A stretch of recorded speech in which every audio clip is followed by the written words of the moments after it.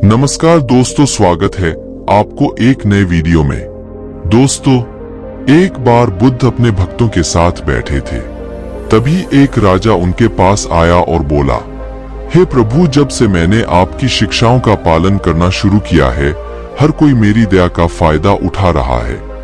पहले मैं बहुत क्रूर हुआ करता था। मैं किसी को मौत की सजा देने में संकोच नहीं करता था, लेकिन अब मुझे किसी को सजा देने का मन नहीं करता। अब मुझे गुस्सा नहीं आता। मैं दयालु हो गया हूँ और सभी को दया की दृष्टि से देखता हूँ, लेकिन लोग वे अब मेरी दयालुता का फायदा उठा रहे हैं। अब वो मुझसे नहीं डरते और मेरे राज्य में अपराध दर बढ़ रही है और लोग असुरक्षित महसूस कर रहे हैं और मेरे शासन में समस्याओं का सामना करना पड़ रहा है। कृपया मुझे बताएं, अब मुझे क्या करना चाहिए? यह सुनकर बुद्ध मुस्कुराए और जवाब दिया, राजा, आपके प्रश्न का उत्तर इस कहानी में मिल जाएगा। फिर बुद्ध ने एक कहानी सुनानी। एक बार एक गांव के किनारे एक बड़े पेड़ के नीचे एक खतरनाक सांप रहता था। यह सांप बिना कारण लोगों पर हमला करने के लिए प्रसिद्ध था और दुख की बात है कि इसके घातक काटने से कई लोगों की जान चली गई। सांप के कारण लोग पेड़ के पास जाने से भी घबरा रहे थे। एक दिन साधु गांव से गुजरा और सुंदर पेड़ देखा। उन्होंने अपनी यात्रा जारी रखे पहले आराम करने और पेड़ की छाया के नीचे ध्यान करने का निर्णय किया। कुछ लोगों ने साधुओं को देखा तो उसे खतरनाक सांप के बारे में बताया और उसे पेड़ों से दूर रहने की सलाह दी।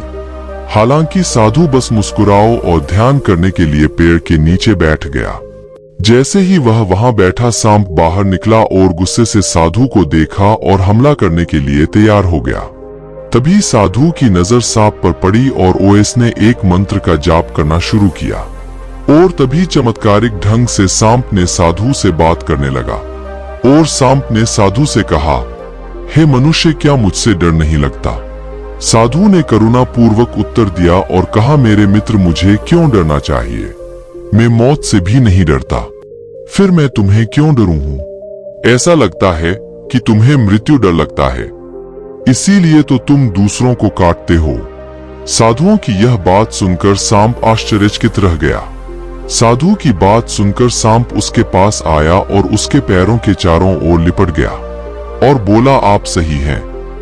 जब भी कोई मेरे करीब आता है, मुझे ऐसा लगता है जैसे वे मुझे मार डालना चाहते हैं, इसलिए मैं खुद को बचाने के लिए उन्हें काटता हूं। अगर मैं उन्हें नहीं काटूं तो वे मुझे मार डालेंगे।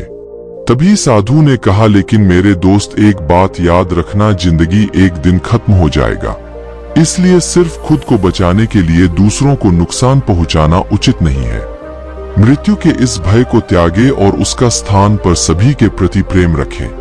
इतना कहकर साधु वहां से चला गया। सांप साधु की बात से बहुत प्रभावित हुआ। वो अपनी बात दिल से लगा ली। उसने लोगों को काटने और अपना गुस्सा शांत करने का फैसला लिया, लेकिन चीजें योजना के मुताबिक नहीं हुई। जब लोगों ने देखा कि सांप ने किसी को काटना बंद कर दिया है, तो वे उससे उलझने लगे। जो लोग उससे नफरत करते थे, वे अब बिना किसी डर के उसके पास आते, उसे छेड़ते, खरोंच और चोट पहुंचाते थे। सांप हर समय खुद को घायल और आहत पाता था और अपने जीवन के सबसे कठिन समय से गुजर कुछ देर बाद साधु गांव लौट आया और उसी पेड़ के नीचे बैठ गया। लेकिन वह आश्चर्यचकित रह गए। साधु ने सांप को दयनीय स्थिति में देखा और साधुओं ने आश्चर्य से उसने पूछा, क्या हुआ मित्र, तुम्हें किसने नुकसान पहुंचाया है? सांप ने उत्तर दिया, आपने मुझे दयालु होने और काटने से रोका। जब से मैंने आपकी सलाह मानी, लोगों ने मुझसे डरना बंद कर दिया और इसके बजाय अब वे मुझे परेशान करते हैं। अब मुझसे कोई नहीं डरता। लोग आते हैं, मुझे चोट पहुंचाते हैं और मुझे दयनीय स्थिति में छोड़ जाते हैं। मेरे लिए जीवन बहुत कठिन हो गया है। यह सुनकर साधु ने उत्तर दिया, मेरे मित्र, ऐसा लगता है कि तुमने मेरी शिक्षाओं को गलत समझा।